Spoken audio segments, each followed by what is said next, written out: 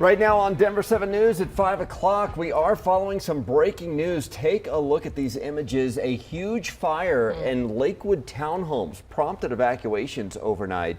Huge flames ripping through these townhomes. All right, we're going to get to our Christian Lopez on the scene there at 16th and Route in just a moment. The good news we can tell you right now is that there were no injuries from this, but we'll get back to Christian in a moment. First, we want to get out to Lisa Hidalgo with a look at today's forecast.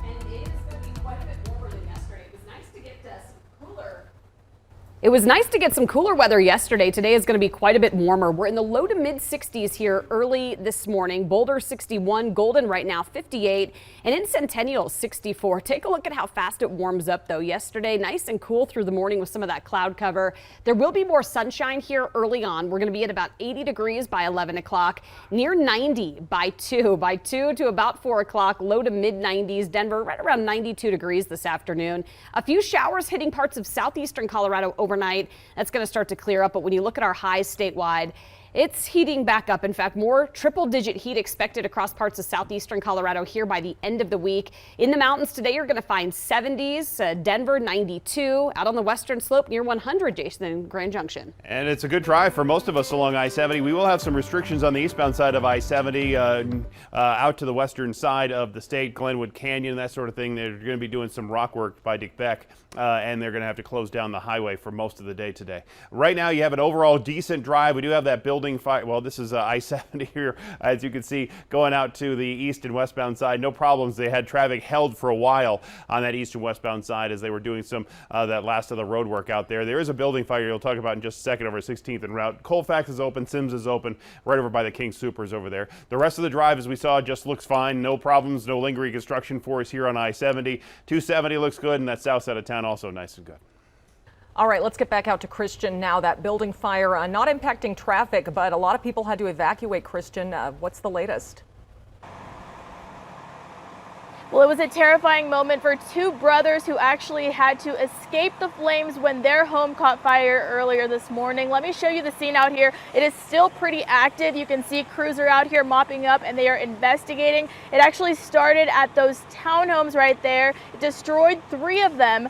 And that fire was just so intense that it spread to that home right behind it right there. That is where 2 brothers were staying, and we did talk to one of them who said he was just thankful that he was awake, so he was able to call 911 when he saw that fire.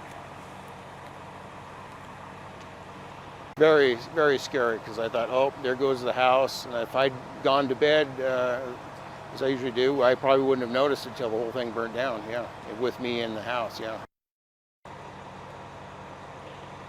So their home is partially damaged, and it's hard to tell exactly how much it was damaged because it's still dark outside. But right now, crews are trying to help them figure out where they're going to stay. The American Cross has been contacted, and we are told that in total, about 5 homes were evacuated and about 15 people had to leave their homes this morning as a precaution.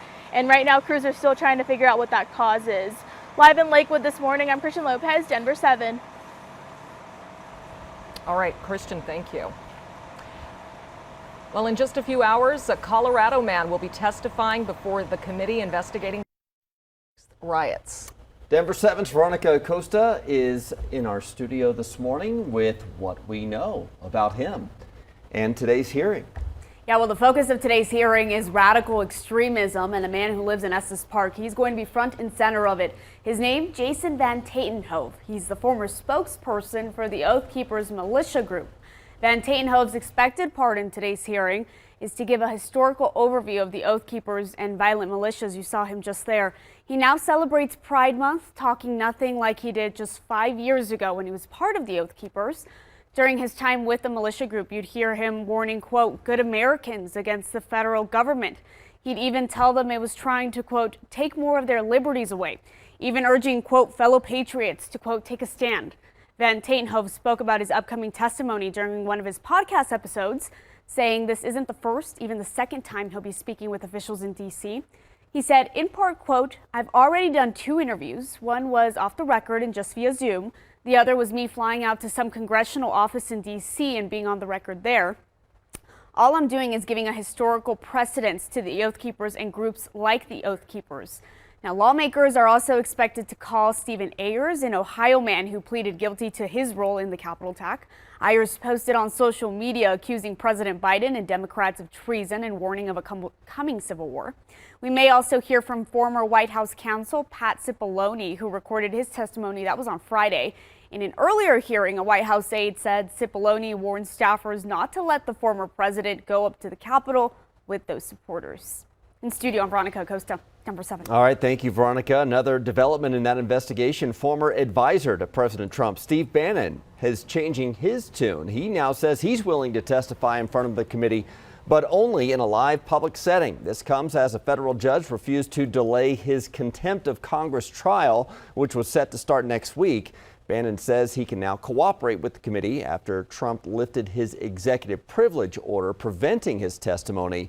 But an attorney for Trump told the Department of Justice that Trump never claimed executive privilege for Bannon.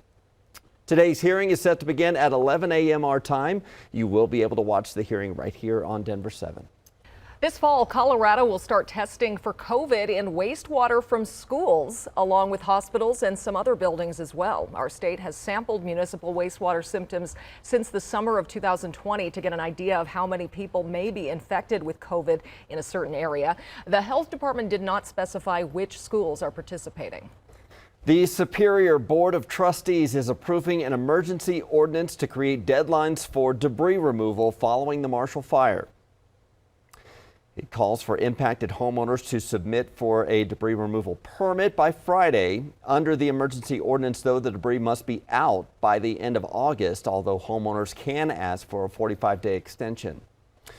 Governor Polis has announced new grants to help with year-round wildfire mitigation efforts. Colorado's Department of Natural Resources is now moving $13 million for work on the ground. $44 million will also be used to protect and restore watersheds threatened by recent wildfires. The governor also said the state's new Strategic Wildfire Action Program will invest $25 million for wildfire mitigation. One of the big issues when it comes to fighting wildfires, though, is the pay and benefits for firefighters. President Biden increased federal firefighter base pay by up to 50%. But that's only for 2 years. Congressman Joe Neguse is now pushing for TIMS Act, named for a wildland firefighter. TIMS Act, the bill that we've introduced, is so important because TIMS Act is comprehensive. It doesn't simply address base pay. It addresses, of course, overtime and bonus pay structures, housing, various health benefits, the vast majority of which currently wildland firefighters are unable to access. So if it passes, it would increase starting wages to $20 an hour and increase annual pay by at least $20,000. New Broncos owner Rob Walton added a big name to the ownership group. It's former Secretary of State Condoleezza Rice. She has many connections to Denver. She moved here when she was 12 years old and graduated from DU. The group is buying the Broncos for more than $4.5 billion. And Valeri Nichushkin is sticking with the Avs for 8 more years. He signed an extension yesterday, a big one, worth $49 million, according to ESPN. Nichushkin just had the best regular season of his career, posting 25 goals and 52 points in 62 games. Lisa. Good news there. Now it's just about 5:10. We do have some clear skies this morning. You're going to find sunshine early on. This afternoon, though, a few thunderstorms will pop up in the mountains and then roll east. So we have a better chance of seeing a little rain, lightning, and thunder for the evening commute. I'll show you just how hot it's going to get, though, later this week on our Super 7 Day coming up. And we still have some road work happening up Clear Creek Canyon. So west of Golden, from where Highway 93, 658 all come together up here to 119. That is closed down. You can see they still have the barricades in place as they're doing some rock work up that way. So you can use I-70 Central City Parkway or I-70 to Highway 6 and then come back this way to Central City. Well, it's only Tuesday, but any day can be Friday. We're talking about French fries, of course. The 2 fast food chains offering their tasty fries for free. And does this house remind you of anything? Maybe something Barbie would live in? The house that's getting attention on social media and the list price of this house that got our attention.